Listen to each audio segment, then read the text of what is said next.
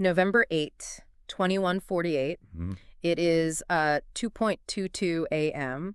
And there's this girl with bright green hair, and she's hiding in a sweating train tunnel, basically writing a manifesto in the dark. Yeah, quite the visual. Right. The walls around her are quite literally dripping with condensation. The artificial lights are flickering, and the whole place smells heavily of old metal and secrets. It's the absolute definition of a message sent from the underground, Yeah, both literally and, figuratively. for sure. Well, welcome to this deep dive. If you follow the lore of Nanocapacti the Talker, you already know the profound impact of this specific interlude text. It's called Ivy's Letter to the Sky. Oh, it's such a good one. It really is. It bridges chapter 7 and 8, but it operates as so much more than just a piece of connective tissue for the story. Right. So our mission today is to decode the intense emotional and thematic architecture of this letter. Yeah. Because we are looking at this, well, it's a futuristic love letter, but it doubles as a blueprint for sensory rebellion. Yeah, in a society that has forcefully legislated human numbness. Exactly. It is a remarkable piece of writing because it manages to be incredibly intimate, right, while also dismantling this massive global systemic infrastructure. And starting right there in that dripping train tunnel is just so crucial. The environment is aggressively physical, it's rusted, it's claustrophobic, and the air is just so heavy. Okay, let's unpack this opening imagery because Yeah. the visual contrast is just striking to me. You have Ivy, who's hiding in this decaying industrial artery beneath the city, and we know she has this vivid green hair, and she's writing to Ayers, who has magenta hair. In a world that we later learn is completely sterilized and muted, you have these two walking neon signs of color and life. It's so cool. That contrast tells you everything about their dynamic before they even speak a word to each other. Right. They're anomalies. And the setting, the sweating walls, the smell of old metal, it mirrors Ivy's internal state perfectly. She's hiding down there not just for physical safety, but because she says there's a loud truth inside her that refuses to sit still. Right, a loud truth. Yeah. A truth in a suppressed society isn't a peaceful revelation. It's something that makes you sweat. It's a fever. She is essentially experiencing a localized panic attack of the What's that? soul, and that bleeds right into how she describes missing Ayers. She writes, let me pull it up. She writes, I miss her like lungs miss air before they remember how to breathe. Oh, man. I mean, I've read that line a dozen times, and it still hits like a physical punch. It does it. Because that autonomic panic, your conscious brain hasn't even fully processed that you were suffocating, but your nervous system is already screaming for oxygen. Yeah, and what's fascinating here is that taking that a step further, she is categorizing her connection to Ayers as a fundamental biological imperative. Right. In a society governed by synthetic control, she grounds her love in the most organic, unavoidable reflex the human body possesses, which is respiration. Breathing, yeah. Love isn't framed as a luxury or just some sweet sentiment. It is an absolute requirement for survival, which is honestly why her next action is so agonizing to process. Right, because we know where she is and we know what she's feeling, but the method she uses to transmit this message completely subverts the high-tech setting of 2148. She tells Ayers, if you're reading this, the moth found you. Yeah. I mean, a moth. Yeah. Why use a moth to deliver a message in the year 2148? It's a brilliant tactical move, really, if you think about the nature of the surveillance grid they're living under. Oh, true. If the digital infrastructure is entirely compromised, if every frequency, every optic fiber, every neural link is monitored by the state, then the only way to bypass a digital panopticon is to use a biological analog. Wow, yeah, it's the ultimate off-the-grid encryption. Because a moth is tiny, it's fragile, and it emits no electronic signature. You can't hack a moth. Exactly. You can't hack a moth. And Ivy acknowledges Ayers' specific sensitivity here, noting, you always were better at listening to the quiet things. Right. The moth is this quiet, organic entity navigating a really loud, metallic world. Oh. But, using a moth also highlights the fragility of this entire endeavor. Yeah, it could just die. Right. The message easily could have been crushed or blown off course or eaten by a predator. Ivy had to trust the chaos of nature over the certainty of technology. Which is such a gamble. And that brings us to the heaviest part of this departure. Ivy uses this fragile little moth to deliver an apology that is honestly incredibly difficult to read. She admits she left without a proper goodbye. She says, I'm sorry I left without kissing your knees, your neck, your soul one more time, but I knew I wouldn't leave if I did. Yeah. Now, I have to play devil's advocate for a second here. Okay, go for it. In the context of their world, is this actually a romantic sacrifice, or is she just running away from the sheer emotional weight of facing the person she loves? Like, is she just taking the easy way out? Well, it's tempting to view it as an emotional retreat, for sure, but the text frames it as a necessary amputation. An amputation. Yeah, notice the specific anatomical progression she uses. Knees, neck, sole. Oh, wow. She moves from a position of reverence or surrender, at the knees, up to the vulnerable intimacy of the neck, and finally to the metaphysical connection of the soul. She isn't minimizing what they have at all. She is fully cataloging it. She knows exactly what she is walking away from, every specific piece of it. Precisely. And she follows that catalog of loss with the definitive statement, I have to become. I have to become. Yeah. In the context of her world, transformation isn't a hobby. It's not a phase. It's a violent metamorphosis. If she allowed herself that final moment of warmth with Ayers, the gravity of that comfort would anchor her. She would just stay. She would stay. She had to deny herself that warmth in order to plunge into the freezing cold that was necessary to build a rebellion. Man, that makes a lot of sense. The comfort of Ayers would have completely neutralized the rage she needed to become this operative. Exactly. And that forces us to look at exactly what she is so enraged by. We know they are fighting a system called Velvet.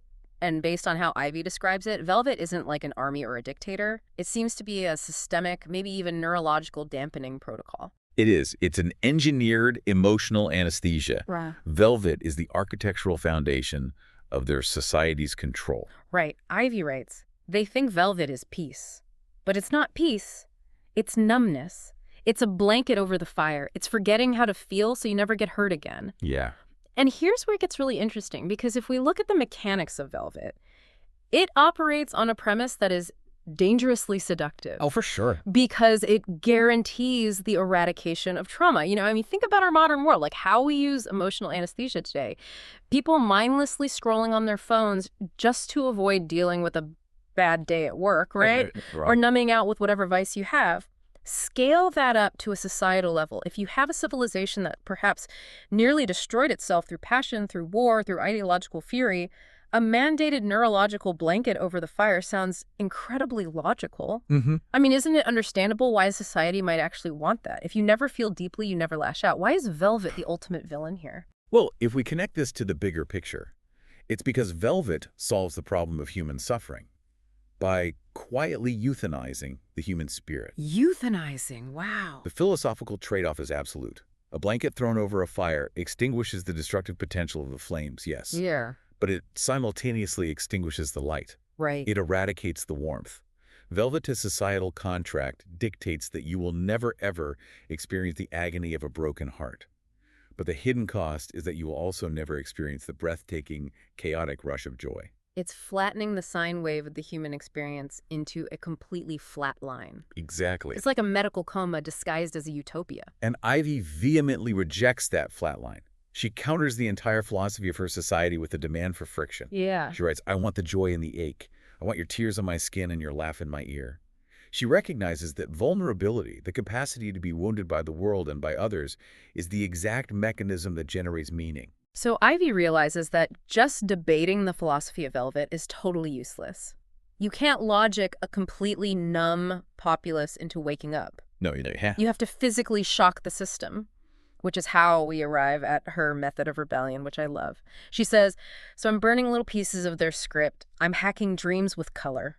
Hacking dreams with color. The mechanics of that are fascinating. Right. If Velvet operates as a continuous, suppressing script running in the background of everyone's consciousness, it forces a monoculture of the mind.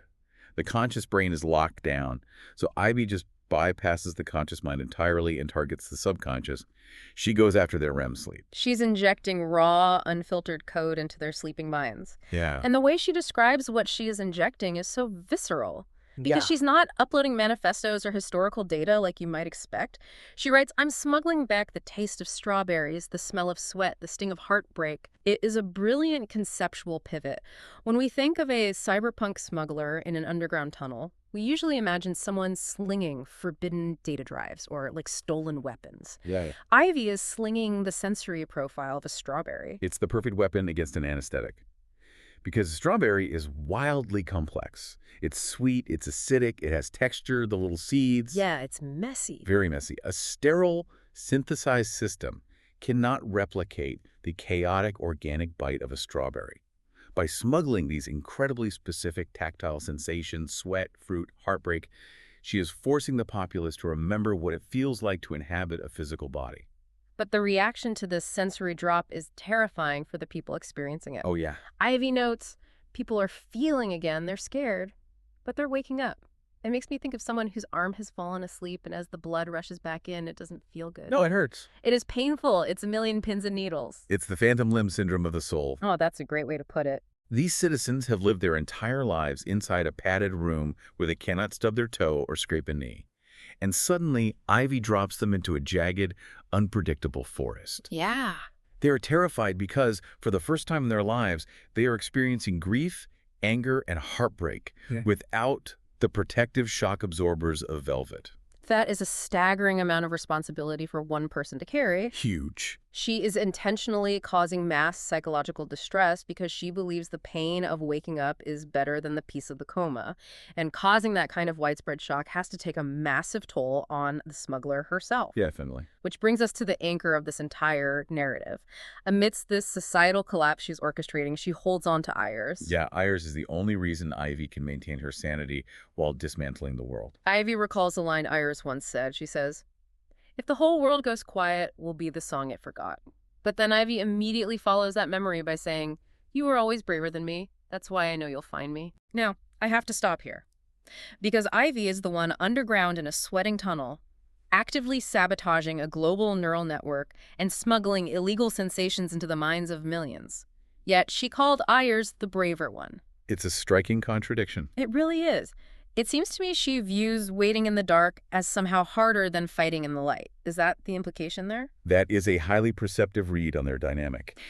This raises an important question about how we as a society quantify courage. Okay. We default to viewing bravery as kinetic action, the soldier, the saboteur, the storm. Ivy even refers to herself as a storm later on. But kinetic action carries its own momentum. It provides a distraction. Right. Adrenaline is a fantastic painkiller. Action is a form of coping. Exactly. What Ayers is tasked with doing requires a totally different and arguably more excruciating type of fortitude.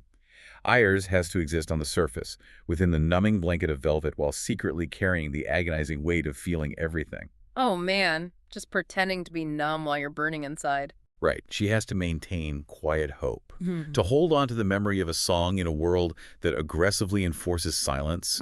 That is a passive, enduring bravery that Ivy admits she simply doesn't possess.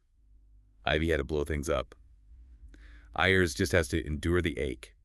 So what does this all mean for the two of them? Because Ivy obviously doesn't plan on being an operative forever. She makes this profound promise at the end of the letter. She says, "When I'm done being a storm, I'll come home to you like rain returning to the ocean." Such a good line. The physics of that metaphor are just beautiful. It acknowledges the temporary nature of her chaos. A storm is violent, right? It is loud, and it disrupts everything in its path. Yeah.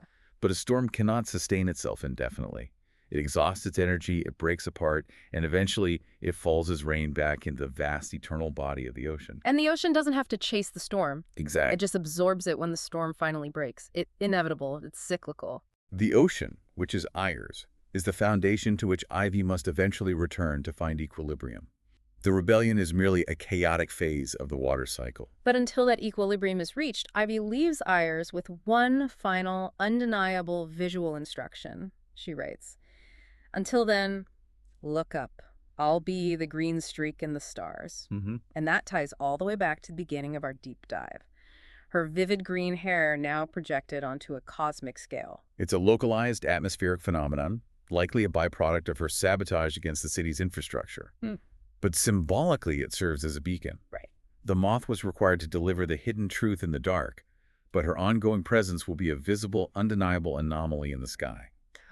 It is her way of telling Ayers, and perhaps the entire waking city, that the fire has not been smothered. It is astonishing how much narrative density is packed into a single interlude chapter. It really is. I mean, this text takes us from the claustrophobic sweat of a rusted tunnel through a brutal philosophical autopsy of safety versus humanity, all the way to a neon streak of defiance across the sky. It captures a tension that is deeply relevant to any era. The seductive, quiet safety of anesthesia will always be at war with the messy, painful, magnificent reality of fully inhabiting the human experience. Yeah, and Ivy forces us to look at the bruises and realize they are proof of life. Exactly. Well, as we wrap up this deep dive, I want to leave you, our listener, with something to turn over in your own mind. We've spent a lot of time today analyzing the mechanics and the philosophy of Velvet, the system that guarantees peace by eradicating all emotional friction. Right. Imagine waking up tomorrow and realizing you are fully immersed in that Velvet reality. You will never feel anxiety again. No stress. No stress. You will never feel grief or the sharp sting of betrayal, but you are entirely safely numb. If a smuggler approached you in that silent world, what is the one specific raw sensory experience, your personal equivalent to the taste of strawberries or the sudden ache of a memory, that would convince you to burn the script, wake up, and willingly choose to feel the pain all over again?